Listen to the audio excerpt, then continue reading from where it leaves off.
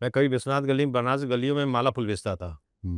और आपको ईश्वर की कृपा से अपने ज्योतिष आज विज्ञान मेरे से उंगली में गुरुदेव की यहाँ कृपा से नंबर नहीं बोलना चाहता, इतना बड़ा अंक के मैं स्टोन पहन रखा हूँ, कोई अंक बता दूँगा ना तो सारे लोग घबरा जाएँगे, इतना महँगा स्टोन आपने पहन रखा है।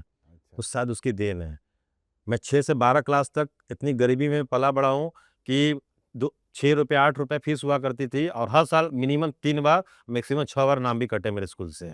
अच्छा। मैं इतना गरीबी देखा हूँ।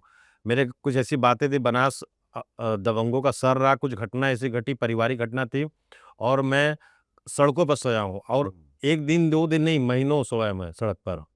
मेरे पास घर नहीं थे। आज मेरे पास इतने घर हैं, सब मुझे याद नहीं है।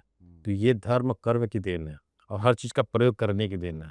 प्रयोग करेंगे, ईश्वर आपके साथ खड़ा है, नहीं करेंगे तो आप गीता गीता में महाभारत की तरह अर्जुन की तरह खड़े हैं, आप तीर धनुष तो लिए हैं, लेकिन चला नहीं रहे हैं। हाँ, नहीं, गीता का सलाह का प्रयोग नहीं कर रहे हैं, तो आप निरर्थक हैं, कमज़ोर बने हैं। जिस दिन आप उस गीता के सार को आप ले लेंगे, उस दिन आप अर्जुन बन जाएँगे।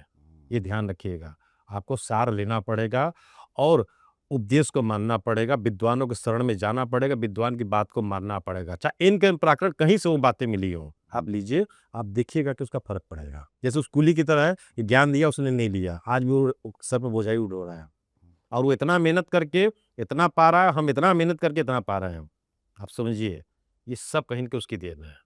ये ये सबको कब समझना पड़ेगा। ज्योतिष को आप इसको धन्यवाद देते हैं कि ज्योतिष की वजह से ऐसा हुआ? ज्योतिष तो मूल सार है ही है और कर्म भी है। मैंने कहा ना कि मैं ज्योतिष को जहाँ मानता हूँ, 18 घंटे काम भी करता हूँ। आज मेरे पास सब कुछ है, मैं सोया रहूँ तो भी भगवान मुझे इतना दे देगा कि मैं खाते-खाते 2-4 पुष्त खत्म ना हो, लेकिन फिर मैं काम कर रहा हूँ। मोदी जी सब कुछ है, लेकिन फिर भी 18-20 घंटे काम कर रहे हैं, वो भी चाहे सोए रहें, कौन को बोलने वाला है? हुँ। नहीं है, लेकिन वो कर रहे हैं, वो सार को समझ चुके हैं। वो भी मेरे गुरु के ही शिष्य हैं, यानी कि इनके महाअवतार बाबा के, ये बहुत कम लोग जानते हैं। रजनीकांत भी उन्हीं के शिष्य हैं, आप महाअवतार बाबा की हिस्ट्री पढ़ेंगे आपको तो ये मिलेगा आपको। मैंने किताब पढ़ रखी है। तो मोदी जी को भी किसी समय हिमालय में हमारे गुरुदेव ने ही उनको जो है, आप बहुत सारी किताबों में पढ़ रहे होंगे कि उनको किसी संत ने उनको प्रेरणा दे करके राजनीतिक कार्यों के लिए धरती पे भेजा है, यहाँ भेजा है, इस सांसारिक जीवन में, ये आप पढ़े होंगे। हाँ। ये उन्हीं गुरु की देन है। मोदी जी कहीं बताते नहीं, हम बता दे रहे हैं, गलती कर रहे हैं। लेकिन बताना इसलिए ज़रूरी है कि सद्मार्ग पर लेने के लिए कहीं न कहीं जो है, हमें रास्ते को अपनाना पड़ेगा।